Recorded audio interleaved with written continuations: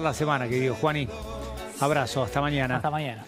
Hola, Cris, buenas tardes. ¿Cómo va todo? Bueno, veo que sos team verano. Sí, me gusta Perfecto. el calor. Aprendí con el paso del tiempo que el invierno uno puede empilcharse más. Sí, a mí, sobre yo soy todo team invierno, un suéter. Y ese punto de elegancia, el verano, más allá de un buen lino, no te lo da. Y para mí como que el fresco, el invierno, el otoño, tienen una cosita más íntima. Sí. Como que la calle es más tuya, como Sí. que hay un clima más poético. Sí. Pero, viste, va en personalidad, qué sé yo, el misterio que hay detrás de la inclinación a una u otra estación. Para mí hay que descubrirle el encanto a cada una de las estaciones. tal Y cuando cual, uno tal lo cual. logra, ya ahí sabe que le puede descubrir el aspecto positivo al invierno, al otoño. A veces es la ropa, a veces es la posibilidad de caminar, a veces es el tema de la vegetación, los árboles, las hojas que caen. Creo que cada estación tiene su encanto. Aprovecha este momento poético, querido nacionero, porque no abunda en la realidad. No, es verdad. Después nos pasa por arriba en modo rodillo la realidad. Nos pasa por arriba, sí, nos pasa por arriba. Hoy hay muchos temas. Sí. Muchos temas. ¿Por dónde empezar? Bueno, vamos a empezar por Facundo. No, Facundo no, espéralo que lo están poniendo guapo, Facundo. Dame un segundo. Perfecto. Vamos a darle tiempo al tiempo. Está conectado con nosotros ya el senador Paoltroni. Senador, ¿cómo le va? Cristina Pérez y Juan Pablo Barsky, los saludamos. Buenas tardes, Cristina y Juan Pablo, ¿cómo están? Hola, ¿qué tal, senador? Mire, senador, estoy azorada, no voy a decir sorprendida, porque ya nada sorprende lamentablemente de Formosa, pero le quiero mostrar una imagen que hizo trascender la diputada Neme y después pedirle su opinión. La percepción a la contribución al autotransporte es para todo vehículo que no esté registrado en la ciudad de Formosa, que corresponda al transporte de carga o de pasajeros, que ingresen al ejido municipal de la ciudad de Formosa, por QR o dinero en efectivo. Eso le habilita a que se le extienda un certificado que corresponde el libre tránsito dentro del ejido municipal para que usted pueda volver a ingresar a la ciudad hasta las 0 horas del día de hoy. ¿Y cuánto es? Señor, ¿Cuánto es? 23.426. Esto si no tenés plata, ya cagaste. Ya cagaste. Bueno, es una aduana interior para que transiten los transportes que no sean de la provincia de Formosa, senador. Totalmente inconstitucional. Pero claro, ya tenemos la otra aduana que es al ingreso de la provincia, que es lo que se está cobrando, que ya salió un fallo de la Corte Suprema donde declaran la inconstitucionalidad. Ahora esta es otra aduana municipal sería, ¿no? A otro nivel. Pero esto no hay que asombrarse, Cristina, porque esto, o sea, Formosa hace 30 años que va a contramano del país y de todo, y los números lo indican. Por eso tanto insistimos con la intervención, porque no hay manera que la economía de Formosa despegue mientras esta gente, con el esquema de poder que armaron, sigan manejando la provincia como la vienen manejando. Entonces, si no vienen inversiones, si no facilitamos el crédito, si no facilitamos los títulos de propiedad, en Formosa la vamos a pasar muy mal. Incluso más aún, si avanza la reforma impositiva en la República Argentina, donde Formosa se tenga que arreglar con lo que recauda. Imagínate que acá vamos a una crisis humanitaria y nuestra insistencia sobre la intervención es por eso mismo, porque si no rompemos este esquema, aunque Infran renuncie hoy al gobernador con alguna otra maniobra o artimaña para que no se intervenga Formosa, si el esquema de poder continúa, los formoseños vamos a estar cada día peor. Paoltroni, ¿hoy cómo es el sistema en términos de intercambio de coparticipación entre Formosa y la Nación? ¿Qué se produce en Formosa? ¿Se produce algo? ¿Cuánto recibe de coparticipación? ¿Cuánto genera por Producto Bruto Propio? Formosa aporta al PBI nacional el 0,1%. 0,1%. Formosa, de su presupuesto, el 95% es coparticipación federal y 5% ingresos propios. Le iba a decir a Juan Pablo, porque bueno, conocía este dato. Lo más triste para Formosa no es que es una provincia que no se pueda hacer nada. Todo lo contrario, Formosa tiene 2 millones de hectáreas agrícolas Formosa hoy tiene 150.000 hectáreas en producción. Tiene 1.400.000 cabezas, podríamos tener 3,5 millones de cabezas.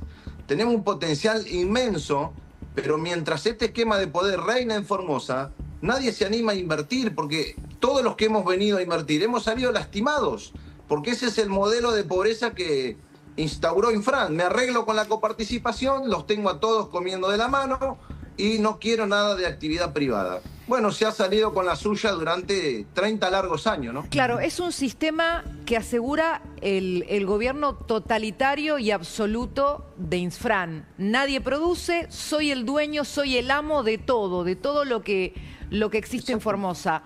Ahora, exactamente, aquí hace 30 años se combate el capital. Se combate el capital, sí. Claro. Y además, Formosa se le burla a la República porque es un cúmulo de inconstitucionalidades. Donde uno mira, uno levanta una baldosa y hay una inconstitucionalidad en Formosa. Senador, usted tenía un proyecto de ley de intervención. ¿Cree que con los nuevos equilibrios que hay en el Congreso, eso tiene otra posibilidad? ¿Qué es lo que va a pasar con eso? Por supuesto, e insisto, porque por más que Infran renuncie mañana a la gobernación y asuma su vice, acá no va a cambiar nada, porque si no rompes este esquema de poder, no vamos a poder traer inversiones y generar el trabajo que es lo que hace falta, poner el aparato productivo en marcha. Las condiciones constitucionales e institucionales están dadas para que Formosa sea intervenida. Por supuesto, no se hubiese logrado la mayoría con las cámaras anteriores. Sí es posible, pero yo hago un fuerte llamado de atención de que si no se rompe el esquema de poder, en Formosa es imposible que podamos traer inversiones. Cristina, yo me dediqué a eso desde que llegué a Formosa en el año 2008 y nos hicieron la vida imposible solo por venir a producir y generar empleo. Senador, antes de saludarlo, porque lo contactamos por esta nueva aduana, que usted bien resalta, es una aduana municipal, cuéntenos cuál es la otra aduana provincial o interprovincial que también es inconstitucional y que funciona en la provincia de Formosa. Bueno, al ingreso de la provincia, sobre todo los pasos de ingreso sobre el río Bermejo, que es el mayor tránsito, está ATP, que es la Administración Tributaria Provincial, que recauda una percepción de ingresos brutos a todo el ingreso de mercaderías a la provincia, que va en diferente alícuota, pero mayormente es el 3%. Y eso obviamente espanta absolutamente a cualquiera que quiera venir a comerciar a Formosa, pero a su vez le encarece todo a los formoseños. Entonces estás pagando sobreprecio porque el Estado provincial, en vez de poner en marcha el aparato productivo para generar riqueza, no, castiga permanentemente con un impuesto como es este ahora nuevo impuesto municipal. Paltroni, si yo quisiera invertir en Formosa y armar una empresa que, no sé, produce televisores, pongo un ejemplo así medio grosero, ¿qué contexto me recibe? Bueno, vamos a llevarlo al plano agropecuario, que es el mayor potencial de la provincia. Sí. En Formosa el 50% de las tierras son fiscales. O sea, seguridad jurídica cero. Usted compra un campo fiscal, va a tener derechos posesorios. Imagínese que a esos campos hay que transformarlos, hay que poner un gran dinero encima para hacerlos productivos. Entonces nadie se anima a invertir en un auto sin papeles. Nadie quiere comprar un auto que al primer control te lo van a quitar. Bueno, después de esa etapa, el 50% de tierras fiscales. Después tenés la habilitación de cambios de uso de suelo, que también depende de la provincia. Bueno, si no sos amigo de ellos, si no estás bajo ese paraguas, o si no pasás por la ventanilla que te indiquen, obviamente eso no prospera y muere tu proyecto productivo. Y de hecho, mucha gente que ha venido en pandemia se terminaron yendo, se terminaron acobardando porque ni siquiera los dejaban ingresar a la provincia a ver sus emprendimientos. Senador Paltroni, ha habido una reciente reforma constitucional que también parece una burla porque por lo menos atenta contra el espíritu del fallo de la Corte, que era, señor Infran, su tiempo se venció y hace rato. ¿Van a presentar algún otro otro pedido a la Corte Suprema en caso de que Infran efectivamente se postule de nuevo? En realidad ya lo presentamos, denunciamos como hechos nuevos, para que la Corte se exprese de que esa cláusula transitoria nuevamente incumple con el fallo y es inconstitucional. Increíble. Porque si este esquema, insisto, si el esquema este no se rompe, Infran en 6 años te vuelve a meter una reforma constitucional y vuelve a decir que es su primer mandato. Increíble. Son barbaridades, abusos y atropellos al sistema republicano, a la Corte Suprema, a todos los contribuyentes de la Argentina. Porque acá se dilapidan los fondos que vienen de la coparticipación, que claro, es el esfuerzo. porque lo bancamos todos a Infran. Pero claro lo bancamos que sí. todos. Si reciben el 95%, claro, por eso preguntaba eso, sí. Se sustentan con el 95% de la coparticipación. Lo bancamos todos. Sí, sí. Exacto, pero lo peor de todo, que no es que se banca a una provincia para que se desarrolle y para que crezca. No, se banca Infran. Se banca hace acá. 30 años a una provincia que implementó un sistema y un esquema de pobreza. Por eso el pueblo formoseño es el principal afectado, son rehenes de este sistema. Por eso venimos dando esta gran batalla, creemos que cada día estamos más cerca del desenlace y esperemos poder poner en marcha todo el sistema productivo, turismo. Mirá, Cristina, tenemos el Bañado de la Estrella, tenemos un sector turístico para desarrollar que hoy no hay ni un baño. Podríamos estar incluidos en el turismo internacional en la ruta de Iguazú a Salta. Sí. Con 1 o 2 noches en el Bañado de la Estrella y generaríamos miles de empleos. Pero bueno, eso es contrario al modelo del tirano de Infran. La última pregunta, por lo menos de mi parte. ¿Ve viable la intervención más allá de la composición del próximo Congreso? Hace falta voluntad política y es el presidente el que debe tomar. Yo creo que sí, Juan Pablo, y espero que se entienda de que si vos no rompés el esquema de poder, no podés traer inversiones. Por más que mañana Infran haga renunciar a la senadora Teresa González, Mayán no creo, pero que la haga renunciar, él asume como senador, tratando de impedir la intervención, solamente con la intención de que no se le rompa su esquema de poder. Tremendo. Y eso es lo que se tiene que romper. Senador Francisco Paoltroni, gracias por estar con nosotros. Gracias, senador. Buenas tardes. Gracias. Muchas gracias, realmente. No vamos a dejar este tema. Formosa es una provincia al margen de la República. Me decían algo de producción, ¿me puedes repetir? Perfecto. Está Carla Ricciotti en Casa Rosada, si te parece, Juan, para actualizar lo que está pasando luego de la reunión con gobernadores, hoy con el flamante ministro del Interior. Carlita, adelante. ¿Qué tal, Cristina? Buenas tardes. Bueno, ahora mucha más calma, ¿no? Porque hasta hace algunos minutitos nada más había mucho movimiento con la llegada de 2 gobernadores. Hablamos del de la provincia de San Juan, Marcelo Orrego, y de la provincia de Córdoba, Martín Yarlora. Ambos ya se retiraron, estuvieron reunidos desde las 3:15 aproximadamente, un poquito más, con el nuevo ministro sin cargo oficial por ahora, ¿no? Diego Santilli, porque mañana va a asumir concretamente a las 3 de la tarde como nuevo ministro del Interior aquí en el Salón Blanco de la Casa Rosada. Primero estuvo reunido tanto Diego Santilli como jefe de gabinete Manuel Adorni con el gobernador Orrego y después, más tarde, después de las 4:30, con el gobernador Yarlora, también ambos. Ya se difundieron algunas fotos oficiales de esta reunión. Ambos gobernadores, Cristina, cuando salieron, coincidieron en que las reuniones fueron fructíferas, que Orrego particularmente, dijo que ellos van a apoyar con sus legisladores en el Congreso lo que sea de reforma laboral o reforma tributaria. En cambio, Yarlora dijo que mucho no se habló de eso, pero que el diálogo con el gobierno nacional está muy bien y que confían en llegar a un acuerdo en el tema presupuestario. Muchas gracias, Carlita. Bueno, hiperactividad por el lado de Diego Santilli y de Manuel Adorni, mostrando que es el eje de poder en el que se va a articular la negociación, que hay voluntad de diálogo. Pero me quiero ir a algo que también es un anticipo del nuevo modelo del gobierno, que tiene que ver, y de eso tiene información Facundo Chávez, con el rol de Patricia Bullrich. Porque no estamos hablando de una senadora más. El otro día se le escuchó decir a la ministra de Seguridad: yo no voy a hacer un jarrón chino. Esta fue la frase.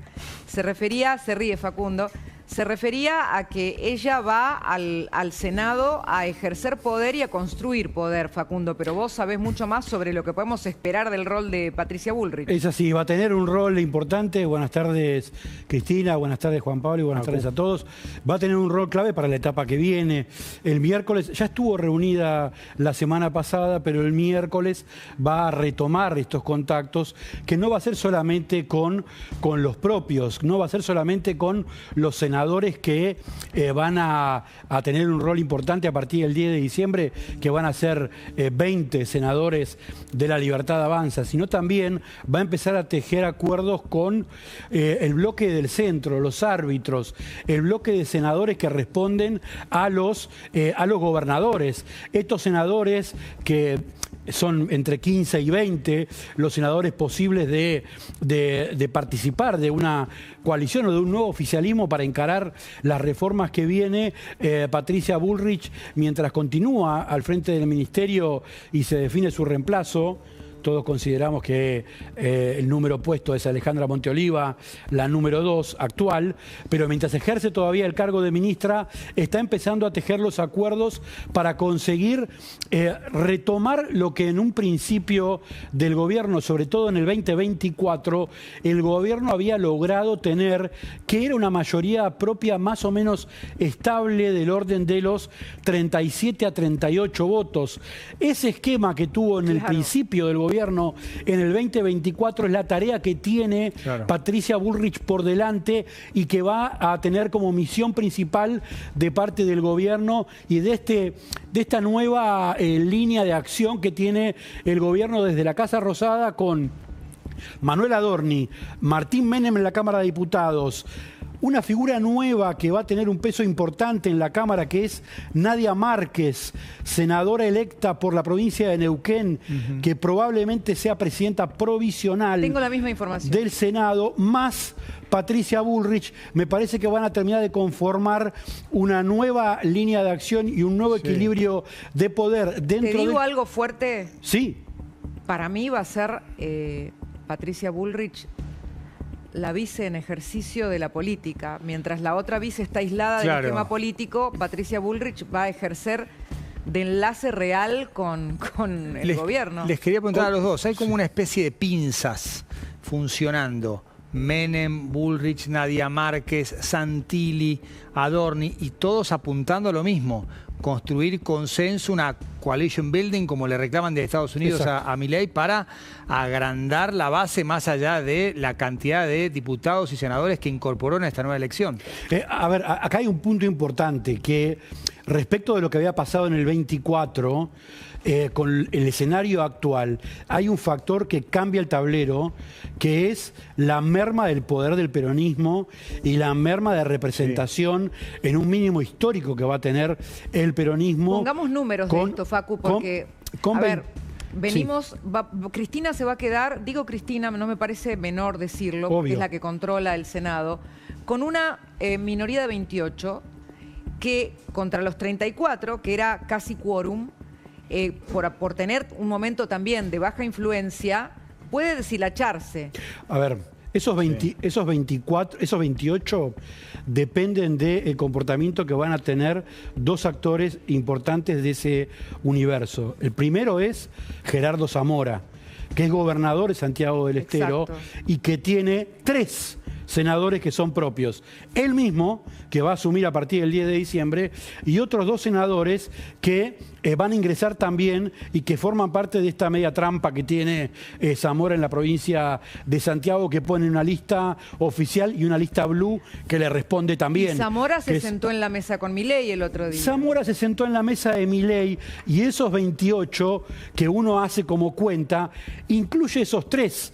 Pero además hay otros 4 senadores que respondían a los gobernadores y que actuaban como interbloque y que también podrían tener una actitud más independiente y no enrolada o no conducida por San José 1111. El nivel que va a tener el peronismo en la Cámara de Senadores no va a ser el mismo que del 24 y los gobernadores van a estar incentivados a tener acuerdos con la Casa Rosada, habida cuenta de, primero, la fortaleza que consideran consiguió Milei en las elecciones, y después por las urgencias presupuestarias y por un tema para ponerse de acuerdo, que son las reformas que todos comparten. Facu, ¿cuántos senadores realmente responden a San José 1111?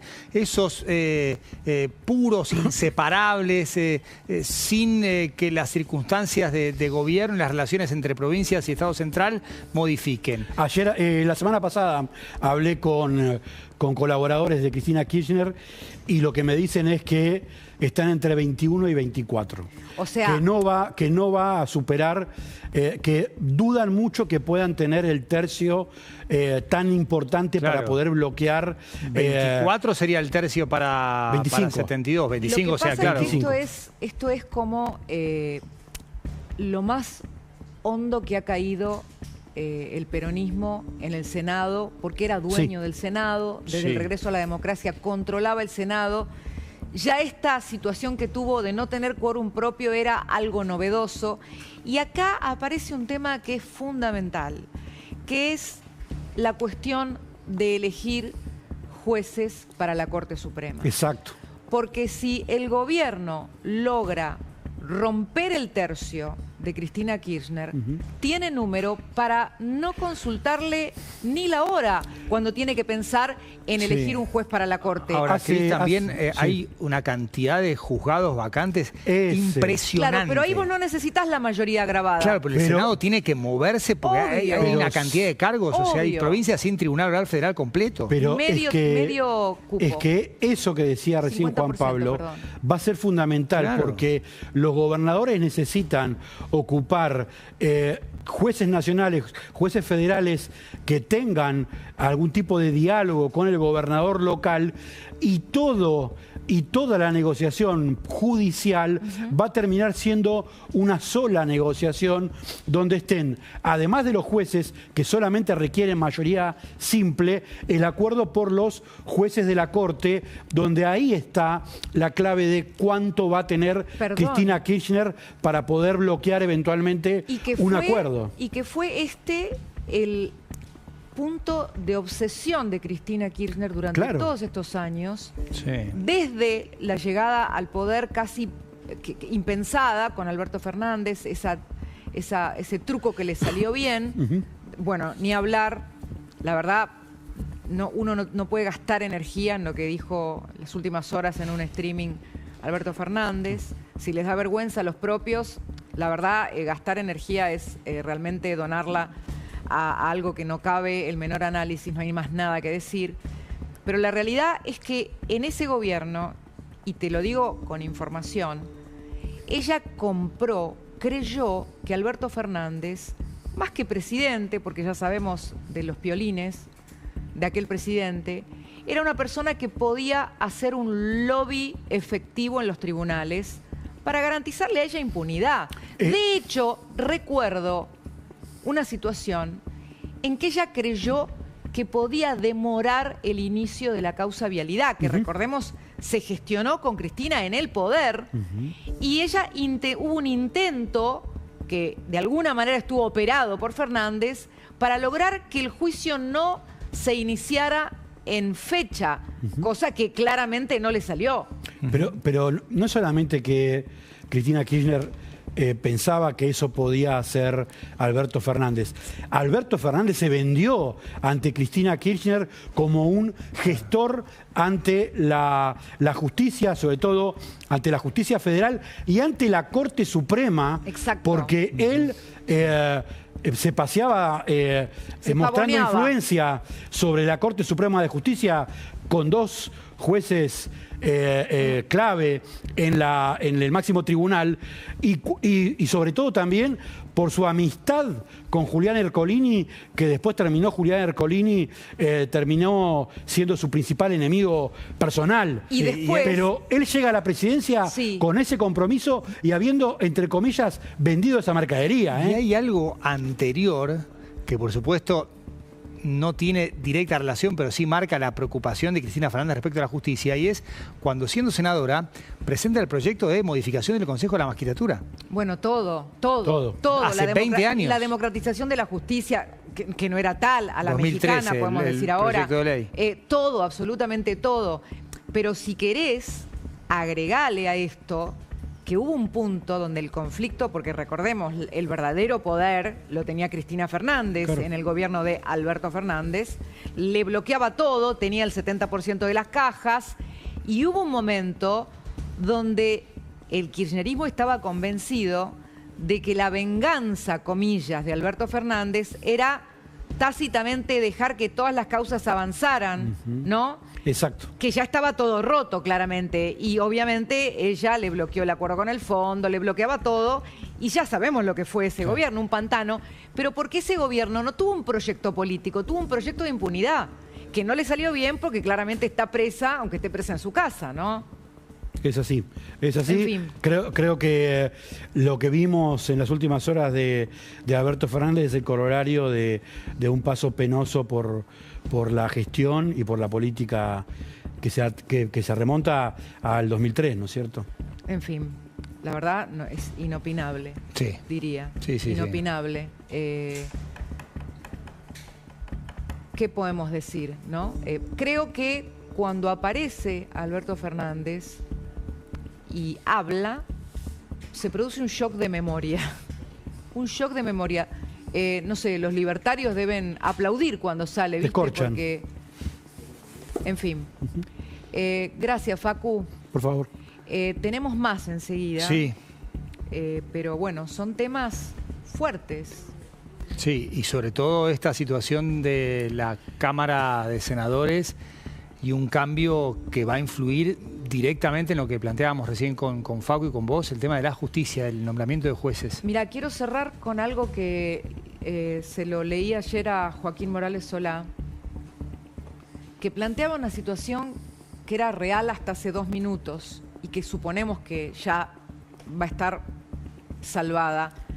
Pero vos ibas a tener a una condenada por corrupta y futura acusada ya en el banquillo por otra causa, decidiendo quién iba a ser juez de la Corte que tenía que tomar determinaciones sobre sus sentencias. Claro. Háblame de escándalo institucional. Y eso es lo que pasaba hasta hace 3 minutos, hasta antes de esta elección. Por eso decíamos que en esta elección Cristina Kirchner se jugaba lo que le quedaba de poder real, que era el poder en el Congreso, pero sobre todo en el Senado. Y de eso no se hablaba. Y a partir del Senado la justicia. Por supuesto, porque el Senado elige la justicia. Claro. Entonces, de esto no se hablaba y este era el enojo que ella tenía con Kicillof. Porque Kicillof en el desdoblamiento lo que ganó fue su gobernabilidad. Y lo que perdió Cristina en esta elección legislativa fue su poder en el Congreso. Pero bueno, esto ya sabemos, todavía seguimos analizando los resultados. Para ella se sigue moviendo el piso. Un placer, Juan. Placer, Cris. Hasta mañana. Venimos con Siempre Más.